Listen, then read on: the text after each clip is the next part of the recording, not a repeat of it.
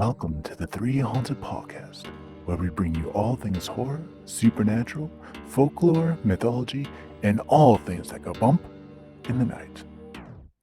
Hey, what's up, guys? I'm your co-host, Kevin, K-Daddy from Dirty South, the ATL, Hotlanta, Georgia. I'm a post-production master, filmmaker, and horror nerd. And I'm your co-host, John Thomas, ghost hunter, super smartass, and film lover extraordinaire. Hey guys, this is your co-host Ashley, Gorilla Girl filmmaker, lunar goddess, and cinephile. In today's podcast, we're going to be talking about Halloween haunted houses, the origins, the evolution, and some of our own crazy experiences with them. But first, a word from our sponsors.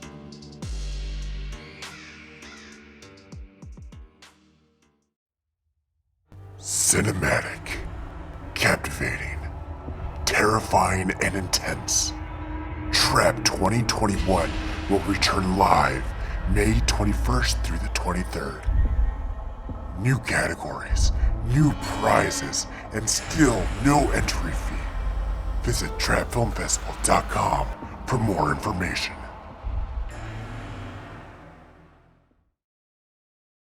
Hey, everybody, welcome back. So today's topic, we're talking about haunted houses. You know, it's the season of Halloween. It's All Hallows Eve coming up around the corner. So how can you not talk about haunted houses? It's the most wonderful time of the year. You can't bring up Halloween and us not turn into a bunch of giddy little kids. It's just such an exciting time. I mean, let's talk about how TV, I'm going on a slight tangent here, television lineups become just bombarded with horror movies, and I love it. I eat it up.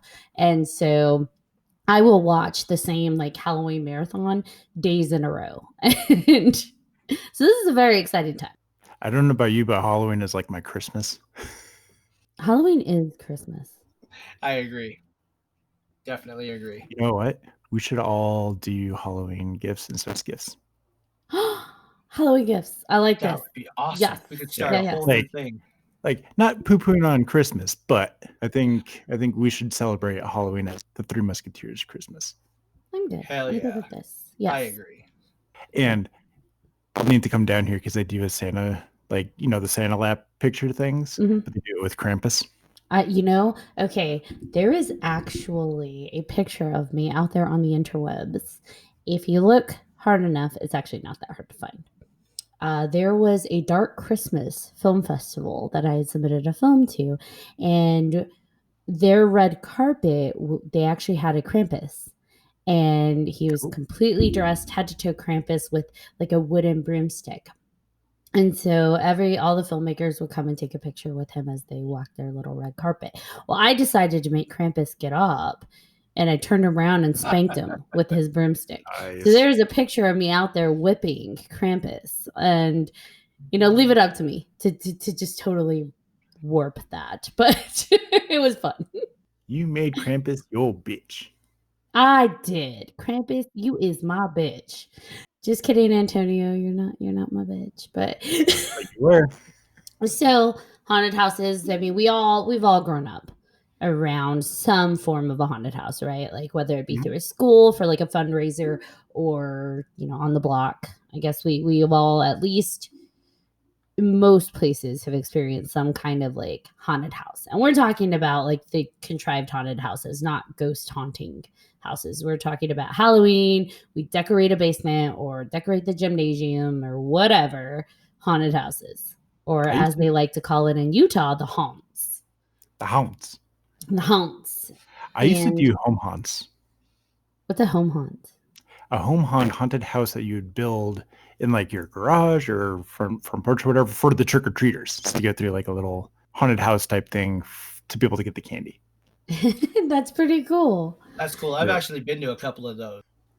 Yeah, I think with like trick-or-treating, That's part of what I've always enjoyed a lot of is going throughout the neighborhoods as a kid and even as an adult. It's pretty neat to see how spectacular people have gotten with their decorations and how some of them do create haunted houses like in their front yard or in their garage, like how creative people have become. I love it. I love to see that creativity, and it's pretty exciting.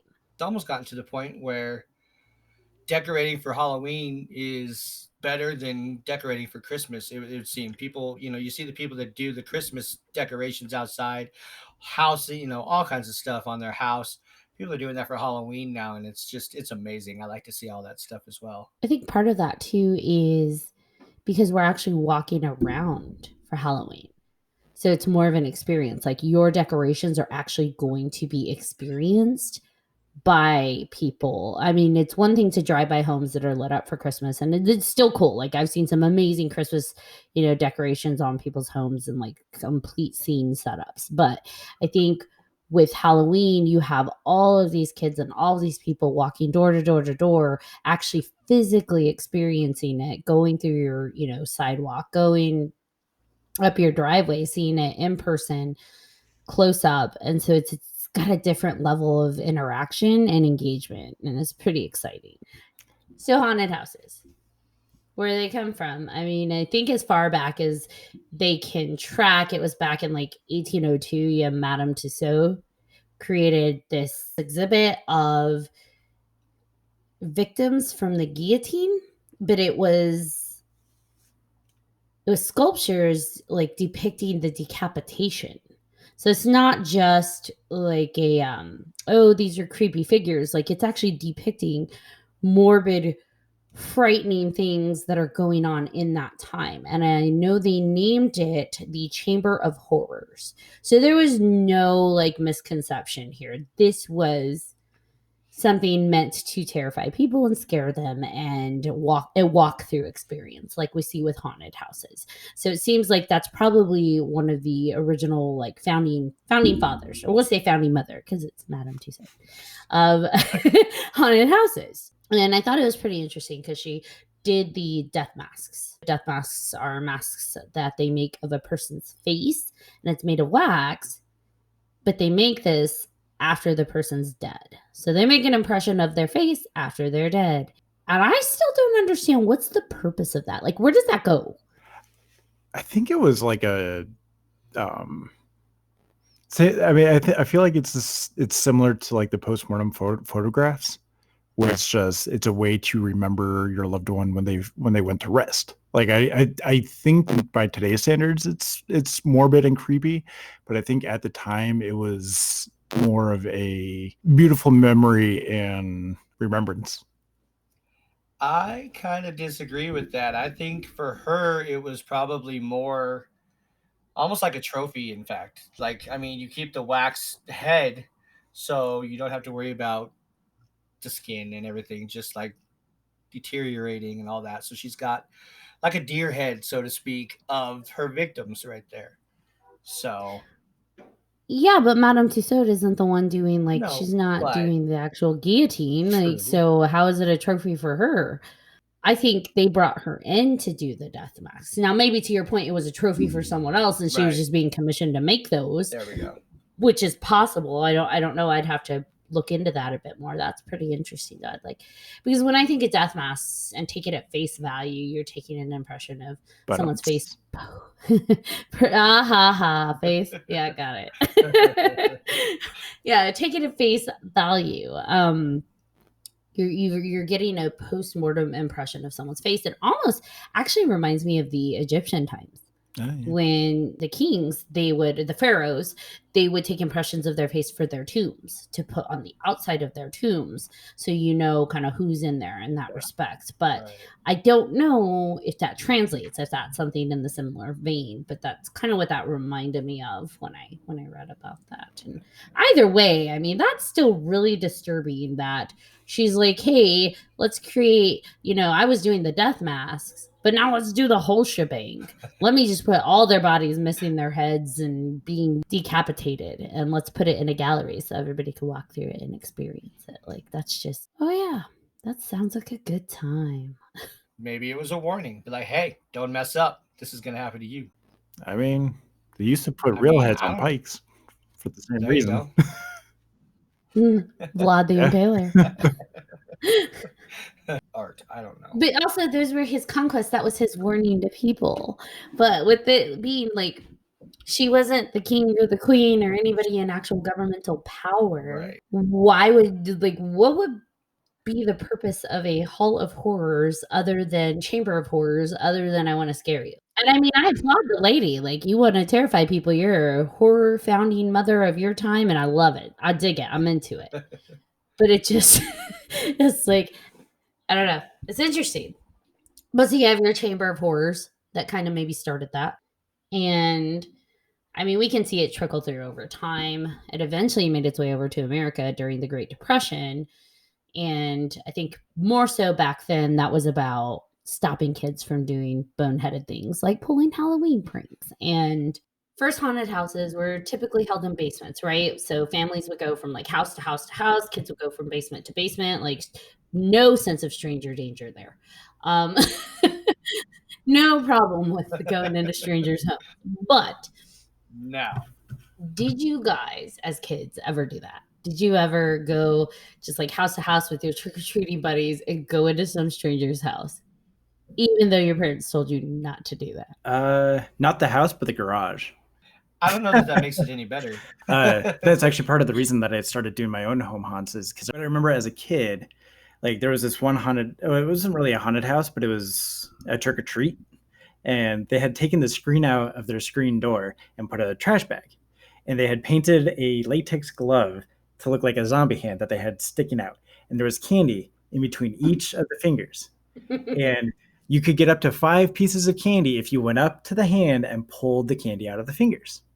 And like, but the thing was, it was a real hand. So I was going to say, did it grab you back? so the person that was on the other side of the door, as soon as you would grab the candy, would grab your wrist. And like, it would scare the hell out of you. And I remember screaming so loud at him, booking it, and then coming back and be like, "Where's my candy?" and grabbing the candy. So, you know, I was like such a rotten child. I probably would have slapped the hand so it dropped the candy and then picked up the candy that way. Because no way I'm holding someone's hand. Man. Yep, I can see Ashley doing that, and I can see Kevin. I can see little Kevin coming back. Where's my damn candy? I held your hand. I never went anywhere inside anybody's anything. Garage, You. house, no. That's why. Whatever. Shut up. But no houses, no garages, no, nothing. Just to the door. For a That's child that grew up on a bunch of like horror, like I was watching things at a young age I shouldn't have been watching, like Freddy Krueger and Hellraiser and like all of the just like things. I was terrified of these fake haunted houses, and I don't even know like psychologically where that comes from, because I could watch all of these movies and go to bed and you know I'm good, but and I knew the haunted houses were fake, like someone put that on to scare us. But you remember like schools would throw the Halloween parties and they'd set up the gym to have a little bitty like haunted house and like walk through, and I would not go in those. My mom would try and get me to, and I'm like, nope, I'm good. I'm gonna go Bob for Apples or you know whatever, all the little games, cakewalk, because you know I was a fat kid, so I loved it, all the food. I'm like, I'm gonna go to the food stations and y'all go have fun getting scared. I was the same way, except for the bobbing for apples thing. I don't remember that ever being a real thing for me. I bobbed for so razor I don't blades. know. I don't know about you guys. What? I'm kidding. That makes sense. Yeah, the age old razor blades and the apples. You know, something I had never heard of that apparently is a very big thing are what's called hell houses. Now that sounds pretty fucking cool, right? It's Sounds not. Yeah. Like I hear that, I'm It's like, I want to go to a not. hell house. What's that? Sign It's me actually up. not cool. Like it's or I guess it depends who you are. Let me take that back. It depends who you are. But it's basically they're houses that are anti-Halloween houses. Ugh. So it goes against everything I love. And That it's sounds like a usually literal hell. yeah, like literal hell. It is a literal hell house. And actually that is the whole point of these things. They're designed to show sinners like me, you and you, what's going to happen to them when they die. and apparently we're all going to hell. But it shows what sins are going to lend your path to hell and what that torture is going to be like to scare people into being a bit more on the religious straight and narrow pathway. It's like it's gotten so popular among like a lot of the religious groups that they created what's called Hell House in a kit. So these people can reach out to this company and just get it shipped, like this whole Hell House in a box, shipped to them and set it up in wherever they're going to have it. And part of me is curious though. Part of me wants to go and see if I'll be scared by what I see, and not from a I'm scared of what's going to happen to my soul, but just like how hard do they commit to this? Like how hard do they go? I might applaud it if they're showing some pretty creepy things that are terrifying that they don't mean maybe to be. I don't know how to say that other than it may scare the hell out of me, but not in the way they intend. We'll go in and be like, yeah, that was awesome. Let's go again. And they'll be like, wait, what? Just walk out of that. Sign me up. This is going to be awesome. Oh my gosh. Kevin's driving the bus there. To hell, not to the Hell House. Well, I got lakefront property. It's fine. Lakefront lake. Hell has lakes. Fire lakes. Oh yeah. Okay, you're right. I love that haunted houses became so popular that the Disney icon himself created a haunted house, except it was a haunted mansion. Mr. Walt Disney in 1969. It was supposed to be inspired by the Evergreen House and the Winchester Mystery House, which hopefully we'll all be able to go to at some point and explore. I know the Winchester Mystery House is actually not far from me. It's like 45 minutes away. Yeah. So they are open to the public right now doing like social distance tours. And I think that'd be a really neat place for us to all go and adventure and explore. But those two were actually the sources of inspiration for Disneyland's Haunted Mansion, which, as you guys know, is just huge. Like, people go to Disneyland to see the Haunted Mansion. It's on my bucket list.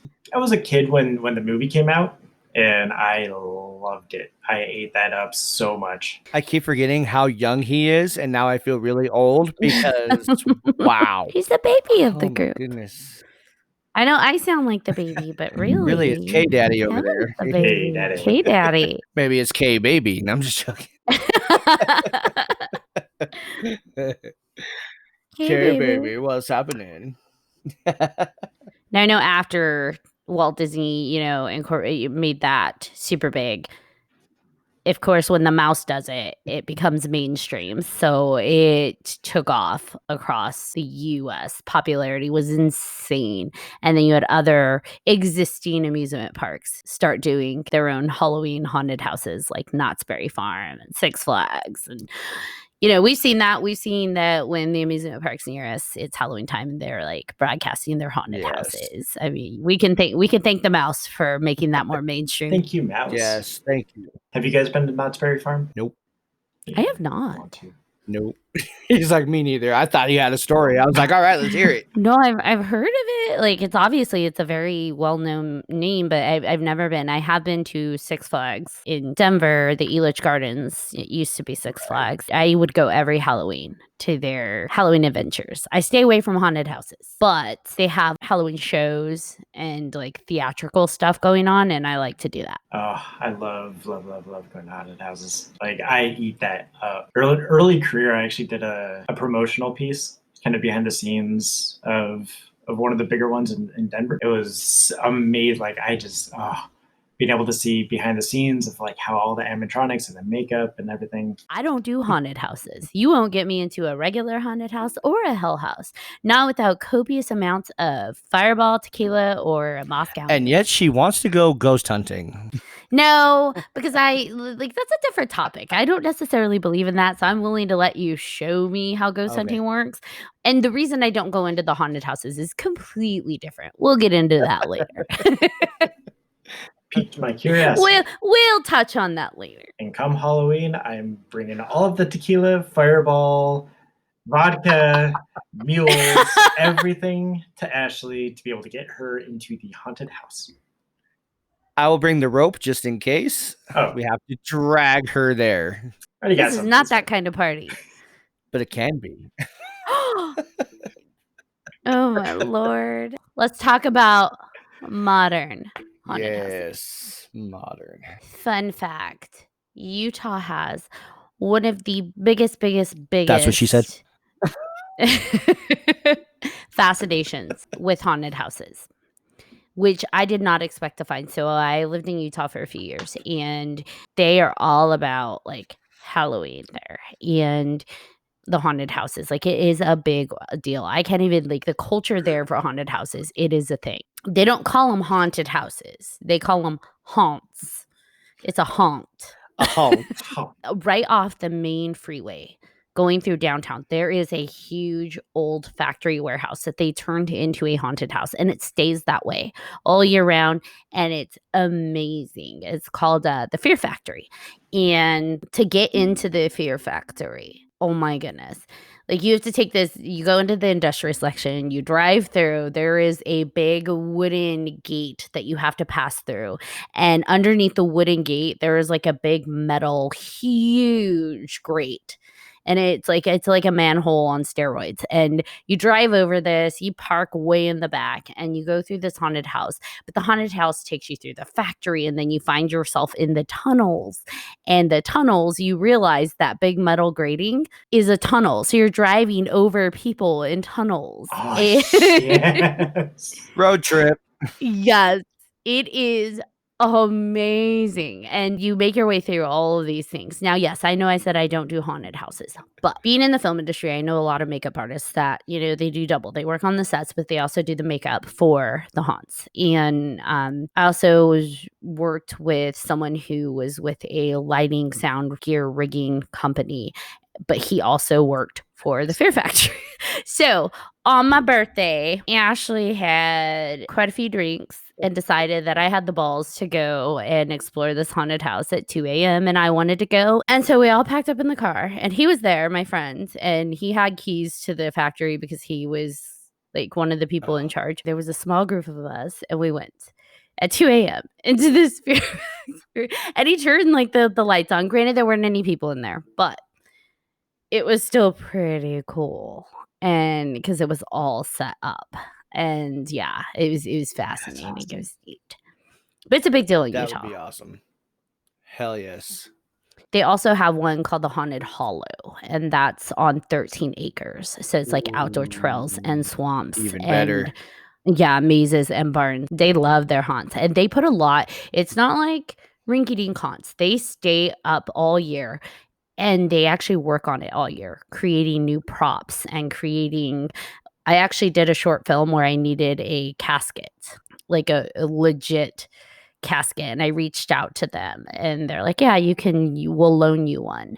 And I went to pick it up, and it was a legit casket. But what was hilarious to me is when I called and asked them if they had any caskets, they said, does someone had to have been buried in it? Or does that matter? And I'm like, I don't even want to know. Like, just don't tell me. Either way, I just don't tell me. You're not used. Come on. That's seriously what they asked me, and I was just like, "Why would you have a casket that someone was buried?" I don't more know. authentic. Come on now. I didn't want to know because I'm about to have actors get in there, and I was actually gonna double for somebody in a scene and get in there, which, by the way, played on all sorts of fears of mine. Did you know there's a difference between a casket and a coffin? Sadly, no. Coffins actually have the stereotypical shape that you see like in the vampire movies and the Halloween symbol. That's a coffin. And a casket are like the long rectangular ones that we see nowadays that people get buried in. Makes sense. I learned something new today. You're welcome. Thank you, teacher Ashley. That's like Utah just has endless haunted houses, haunts, and just the amount of energy and resources that they put into it, and the makeup artistry. Like, one of my friends, she's a makeup artist for the Fear Factory, and the amount of prosthetics and legit makeup that she puts on them to be realistic is just phenomenal. I've never wanted to go to Utah more. There you go. And Utah actually has a full contact haunted house. That. Oh, yeah. Don't get me started on that. I'd be fighting back. I'd be in jail. Sorry. Kevin, why don't you tell us what a full contact haunted house is? So most haunted houses are definitely like, you can look, but you can't touch. Where Story of my life. both ways. Both ways. They I can't mean, touch you there's either. clauses like from experience. If you've gotten scared and you accidentally pop them in the face, like there's liability things of like, okay, it was an accidental reflex, but there's strict rules about like you can't just go grab and be hands on and be touchy, basically. But there are growing haunted houses across the country and probably across the world, honestly, that you sign waivers that say that full contact is allowed, to where the actors that are working at the haunts can come up and grab you, touch you, grab your arm, just be way more physical with you. So there's actually a place up in Kentucky called McCaney Manor. There's actually shockingly a wait list to be approved to go to this place, and it's a free haunted house. But you had like the requirements are you have to go through a psyche eval to make sure that you are of sound mind to go to this place, and they give you a time and date and location to somewhere in the town that you need to be, and you show up. And out of the blue, they will come up and kidnap you right off the street and take you to where the haunted house is located, which for the longest time was in this guy's backyard. And they would do some of the most torturous things to these people without stopping. And they would film it and put it up online for everybody to see. And there are some really out there, very hands-on, and in some cases aggressive haunted houses that are a little bit more not PG, if you will. Going back to what you said about their requirements, though, you also have to be 21 and up, or 18 to 20 with parents' permission. It's a 40-page waiver. You have to pass a background check.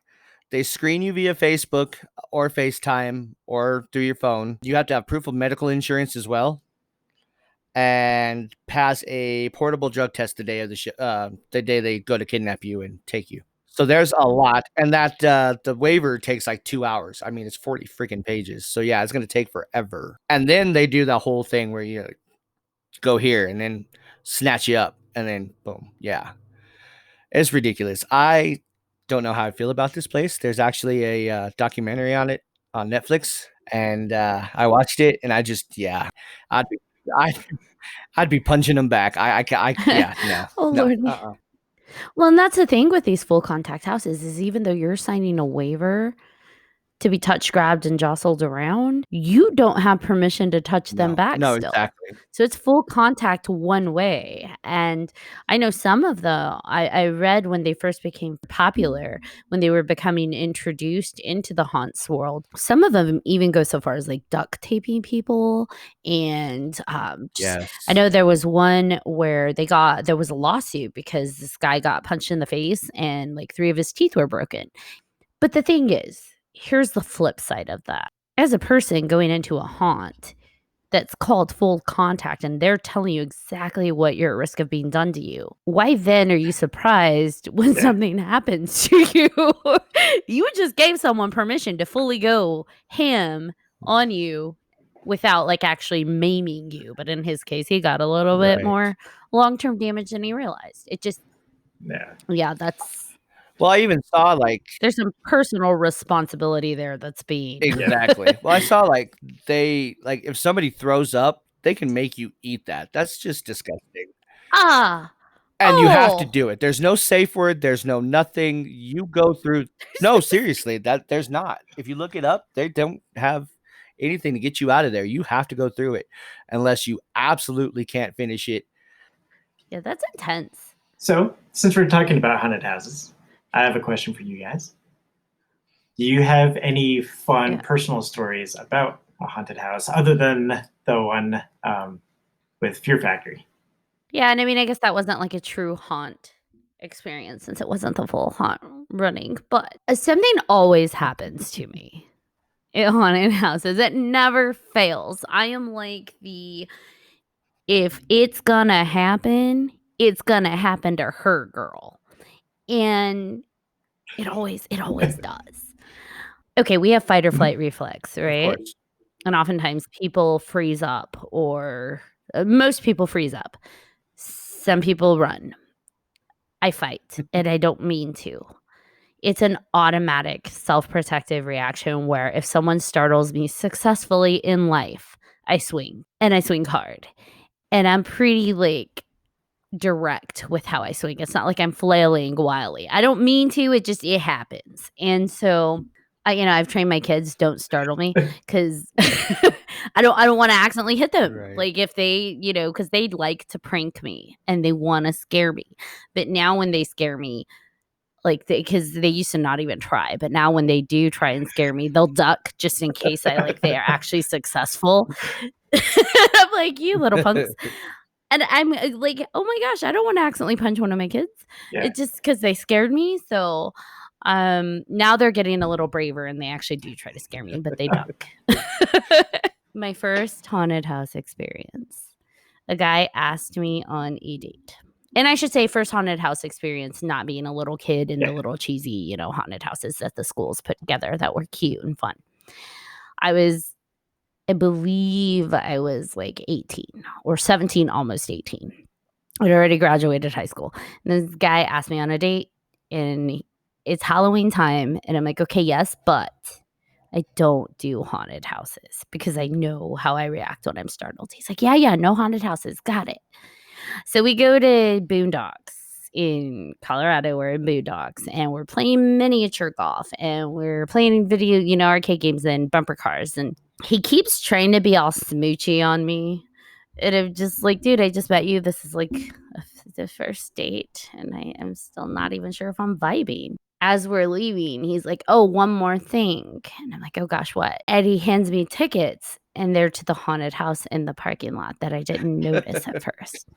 And I'm like, I told you no haunted houses. And he's like, it's fine. I'm with you. I'll protect you. Major eye roll. Yes. Yeah. Eye roll big. I'm like, but who's going to protect you? When I kick his butt. But anyways, I'm already going into this haunted house with like probably not the best of attitudes. And by the way, I'm wearing a bright white button-up shirt with like 3/4 sleeves. Keep that in mind. So we go through this haunted house and we're walking through and they introduce the clowns and I'm not scared of clowns. So I'm just like, hey, what's up? And we get to this main room where the floor is grated. It's a metal grating. And I see randomly fingers popping through. So I'm staring down at the ground, trying to walk because I don't want to step on somebody's fingers. I don't see the guy coming out in front of me. So guess what? He startled me. He jumps out. I jump back. I jumped directly back because I was trying not to hit him. Because my fist went up and I jumped back and like caught my arm so I wouldn't hit him. But because I had a hold of my arm like this with my elbow tucked back and my hand wrapped around my wrist so I didn't accidentally like punch this guy in the face and I jumped back to avoid hitting him, I hit the edge of a wall. Perfectly a sharp edge of their constructed wall and against my elbow. I actually like tore open my elbow, like just like that perfect connection. Remember the white shirt? Not so white anymore. So my elbow is visibly like, you see it in the horror movies, just the blood starts seeping through. And I was like, oh, my elbow, I think I broke it. And the guy who jumped out at me, he pauses and he's like, oh my God, are you okay? And I'm like, I'm bleeding. And I think I might have broken it. I don't know. It hurts. And I'm like, how do I get out of here? What's the fastest way out of here? And I'm trying to cut my elbow. And he's just like, oh, I'll take you out. I'll call the manager. I'll take you out. I'll get you. And I'm like, just point. Where's the exit way? I will go through here fast. And so I am like hauling ass through this haunted house to get out. And I get through the exit and the stereotypical Jason with the chainsaw, or not Jason, whoever it is with the chainsaw comes out with the mask on, comes out, and he tries to scare me, and I'm so angry that I wave him off. I'm like, no, not right now. And I keep walking because I'm so mad. Because all I can think is this guy made me go to a haunted house when I didn't want to go, and I told him I didn't want to go. I said that's my one rule, and now I'm bleeding all through my nice white shirt because I didn't want to punch the haunted house worker in the face. All because I was trying not to break people's fingers. And so I go to the car, and I'm holding my elbow because I'm still actively bleeding. And my arm of my shirt is just drenched, and I'm thinking, "Okay, I'm gonna need God. stitches." And I'm pissed. I'm not even crying, I'm pissed off. And all because of, like, I said I didn't wanna go to a haunted house.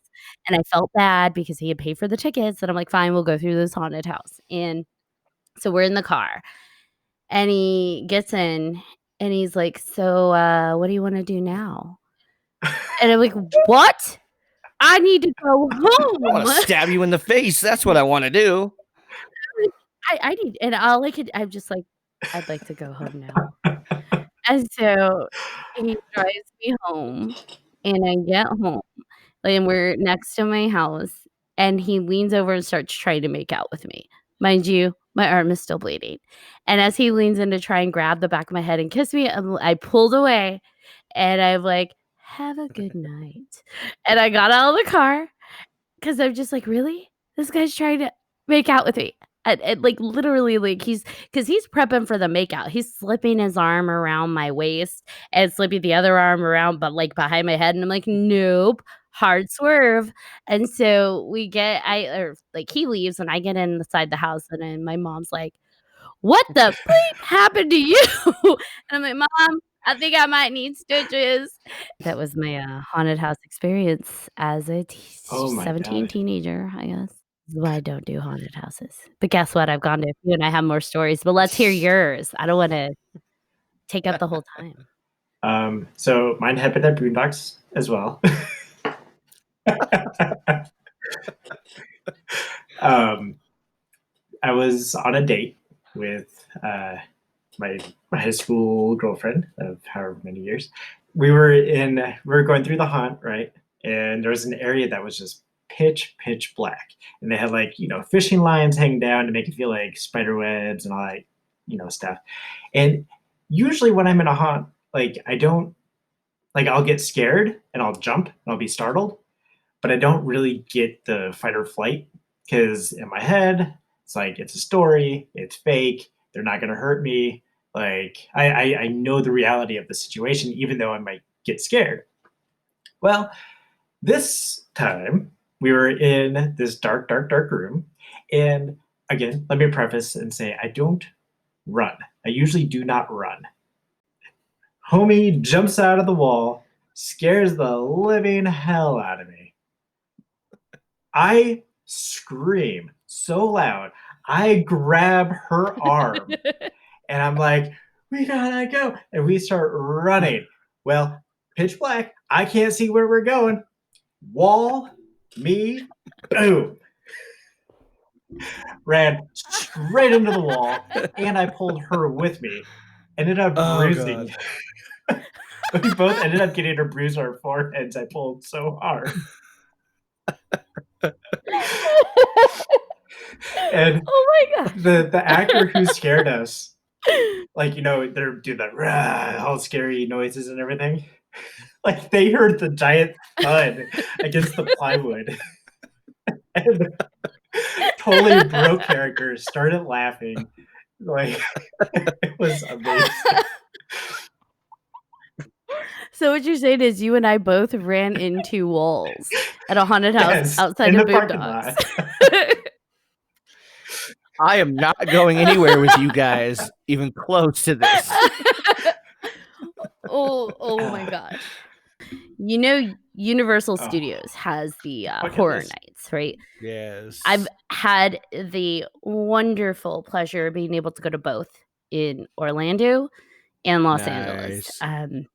And they are amazing because for people who don't know, they're done on the sound stages using actual set material from the different film sets. And so it's so cool. It's like being in the actual films, and a lot of them are inspired by films. So you have like the Michael Myers house, you have the Walking Dead set, but even like between the sets, they have haunted streets with different themes. So they had like the Purge going off. There's like a Dance Macabre where it's like all of these people on stilts with like really elaborate Victorian dresses, but then the dresses are like half burned and their faces are like half melted off. And it just, oh my God, it is the coolest thing. I would recommend going if at some point they do reopen up to the public, and just phenomenal.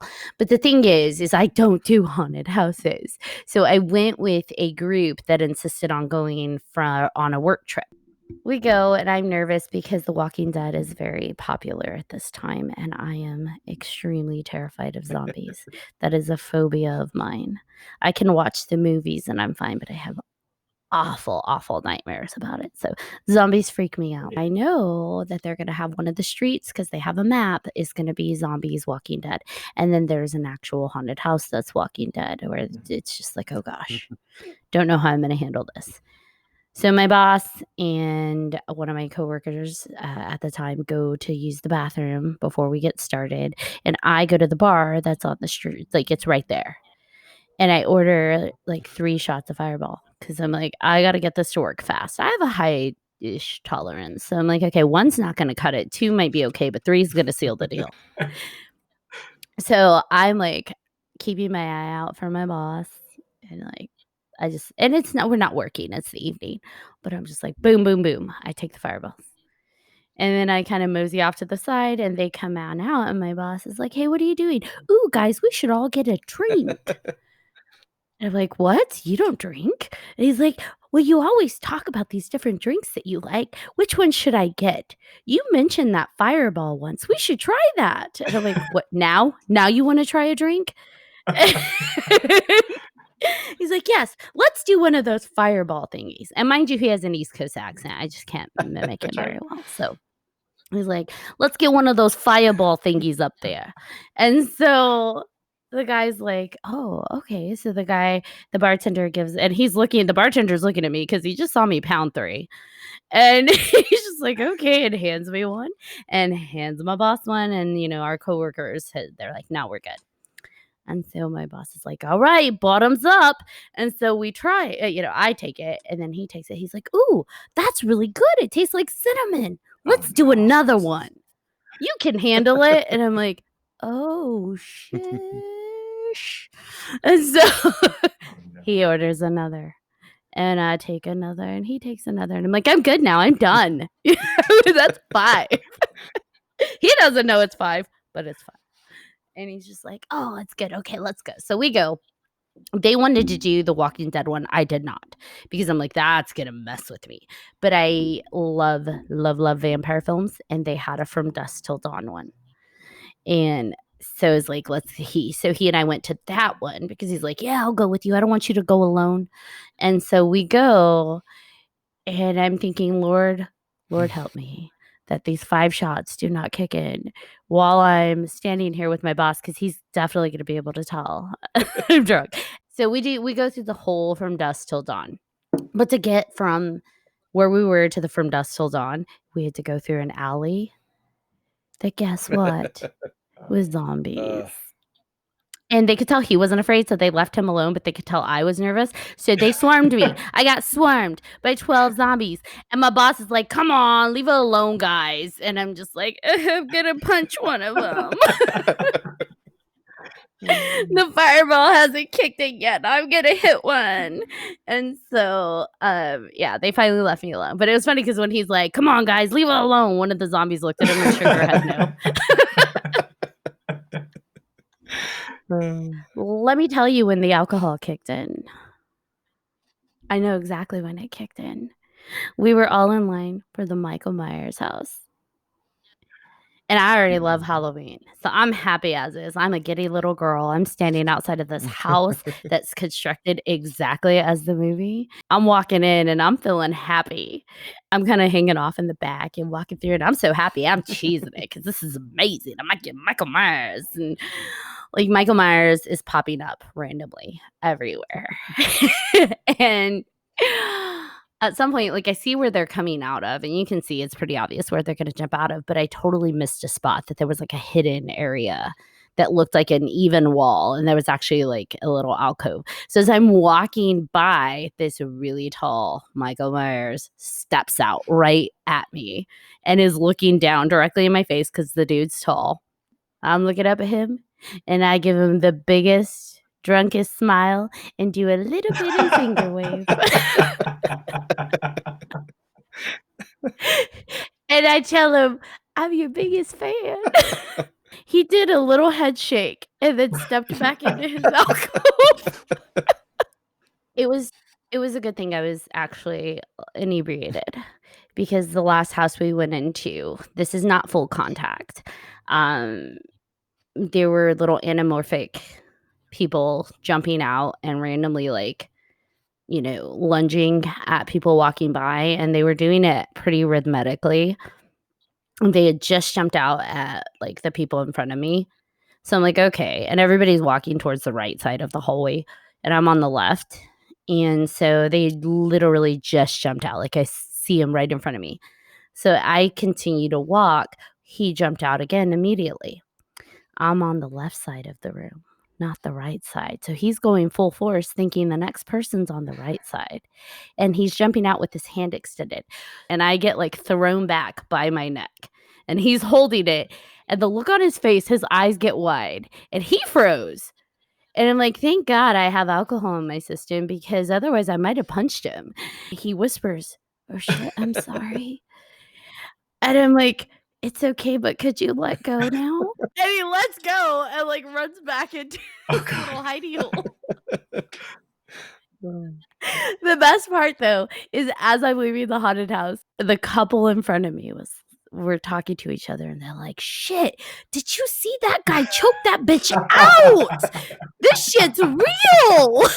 And then she turns back and looks and sees I'm right there, and I'm like, yep, I'm that bitch. That's me. I'm okay. Jeez. So That's John, tell us about one of your experiences.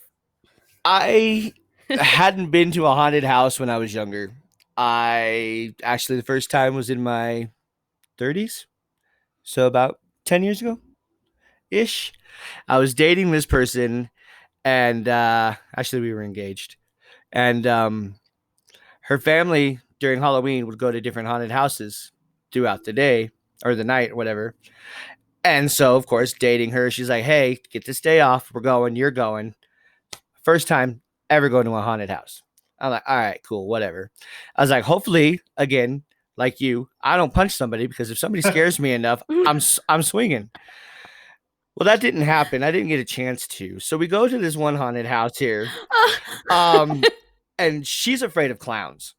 So her mom's like, hey, distract her real quick, because we found out there were clowns in this freaking haunted house. And she's like, oh God, already freaking out. We're not even in there yet. She's like, oh God, oh God, oh God. I'm like, it's fine. Shut up. They're clowns. Like, come on. It's just people, whatever. So her mom talks to the people. You're so kind to your fiance. Her mom talks to the guys in front, tells them her name, and they spread it all around through the whole haunted house. Gets to the clowns. So we're walking. We're walking. And, she can hear him whisper her name. She's like, are they saying my name? I'm like, no, not at all. That's not what no, you're hearing stuff. So instead of walking beside her, I am now in front of her being pushed through the haunted house. We go through the different rooms. They're still calling out her name. She's freaking out. She's like, no, they're seriously calling my name. Like, seriously. And well, we get to this big room. It's all colorful and da-da-da and psychedelic and clowns. Not only did I get pushed through, but I got shoved through. She's so freaking out. They're calling her name. They're getting by her. I'm laughing my ass off because it's just hilarious. And we go to the door to get out.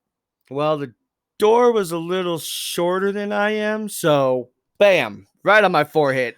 I get shoved out the door. And again, like Kevin, I had a bruise on my forehead. Oh my God. She's like, we got out. I think we were in that room for like 10 seconds. That was it. Like, there, you were supposed to be in there for longer, but no, it was like 10 seconds. Boom.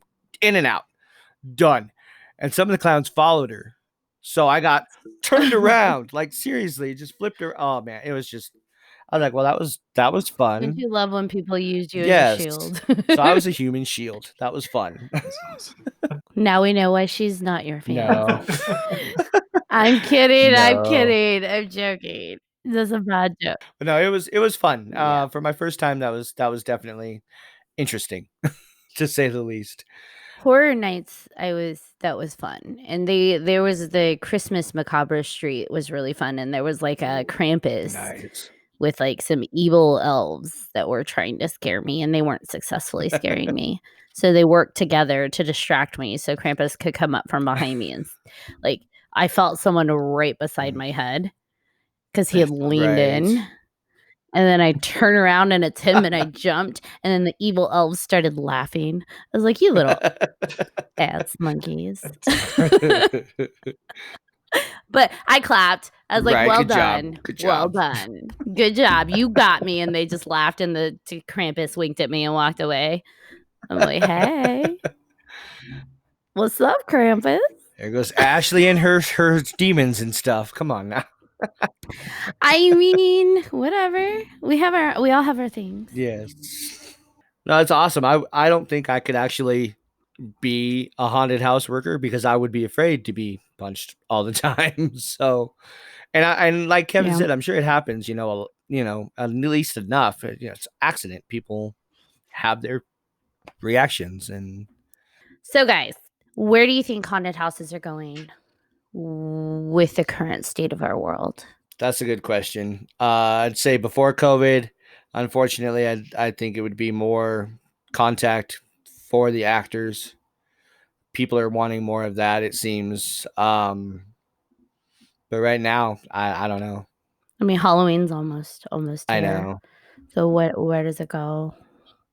Now, one thing I found when I was researching some of this is that Tokyo has been previewing their first drive-through haunted house, and it's like zombies attack your car and like smear blood all over it, and then you drive through like horror scenes, like Grudge inspired, and the zombies thing would freak me out. I'd probably run over a bunch of Yeah. people. Yeah. There's probably a way that they safeguard that doesn't happen. Like, put your car in neutral, Right. give us your keys. Yes. But that's cool. Like that's interesting. I mean, That's the way to go. And of course, they're ahead of everything. They do such a great job with horror and stuff like that anyway, that why haven't we thought of that?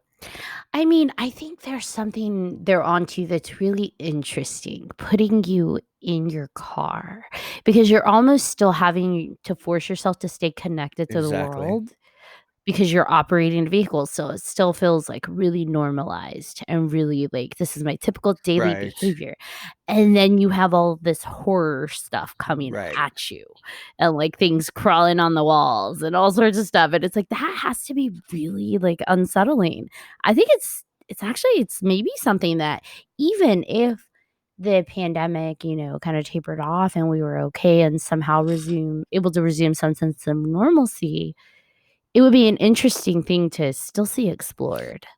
Like, I think that's how you scare people the most. Help them feel still grounded. Because if they're grounded in reality, they feel this is more Right. real. Because it's like, well, this is reality. I can't displace. Whereas, and I'm not just watching it. It's like, oh, crap. I'm in my car. There's zombies. No. Exactly. Like you've still got the feel of normalcy, like you said, but then you're trapped still. You can't really run away. So you're like super screwed. And then I know that some haunted houses have said, some haunts have said that like they will be reducing their capacity and availability by like 50% and doing like sanitizing stations. And I know some are like taking it outdoors, like that 13-acre one. They're already set up for that. But I'm curious to see, because it's like a lot of haunted houses operate as fundraisers for like nonprofits. Right.